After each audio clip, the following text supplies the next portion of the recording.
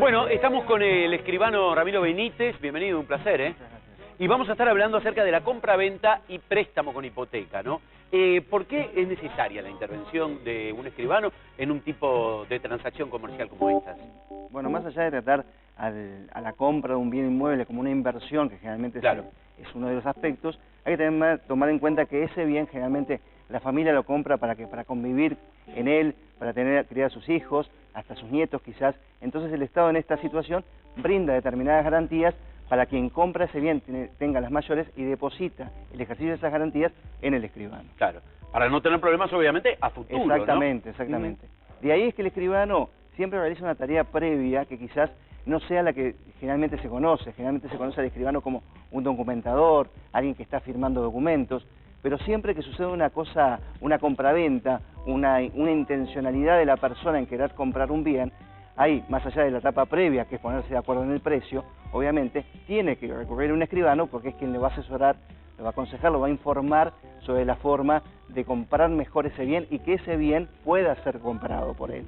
O sea, hay toda una etapa previa que se llama el estudio de títulos, que es donde el escribano hace un estudio del antecedente, diagnostica si ese bien está en condiciones de ser adquirido por quien pretende ser adquirido. Claro. O sea, el escribano es como una garantía, ¿verdad? Exactamente, porque muchas veces alguien dice, sí, yo soy el propietario, pero en verdad lo que tiene es una promesa de compraventa, quizás una cesión de derechos posesorios, quizás es una sucesión que ese bien quedó en sucesión y que por X razón piensa que es propietario cuando la sucesión no se concluyó.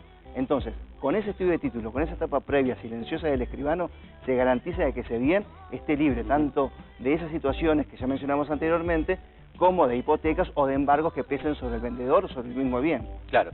Había una serie de ofertas de préstamos, ¿verdad?, inmobiliarios. ¿De qué manera interviene entonces el escribano en estas situaciones? Bueno, ahí me gustaría diferenciar dos tipos de préstamos. Uno son con las instituciones financieras, con los bancos, y otro una serie de préstamos que tiene que ver con la vivienda social. Vamos a referirnos en primer término a los bancos. Correcto. Ahí el escribano lo que interviene es salvaguardando los intereses del cliente. ¿Por qué? Porque el banco presta con determinada intencionalidad e interés, es decir, invierte en eso, pero a su vez necesita un rédito. También quiere recaudar. Exactamente. Y tiene que asegurarse también de que cumpla a quien le da el préstamo. Por lo tanto, lo que hace el escribano es negociar con el equipo jurídico del banco, tratando de preservar los derechos del consumidor como cliente que tiene y además el ataque a las tasas abusivas de intereses. Eso es una cuestión conjunta.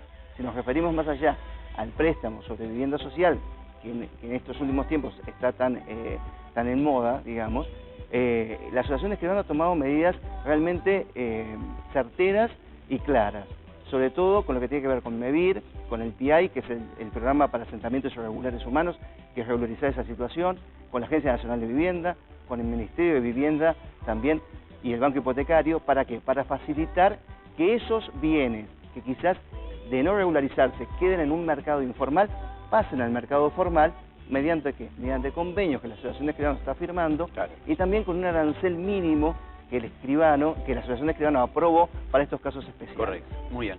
Porque además hay muchas casas usadas que andar a saber en qué están, ¿no? Digo, o cuáles son los antecedentes, por qué se dejó de pagar, etcétera. Digo, debe ser bastante complicado para una persona común si no tiene un escribano a mano. A veces resulta que quizás hay deuda por contribución inmobiliaria y no se sabe, o tasa de saneamiento y no se sabe, no por mala fe, quizás porque pasó y no se dieron cuenta. Sí. Entonces el escribano hace esa tarea de averiguación. Escribano Ramiro Benítez, un placer, ¿eh? No, por favor, a ustedes. Muchas gracias. Seguimos con ustedes en Buen Día Uruguay.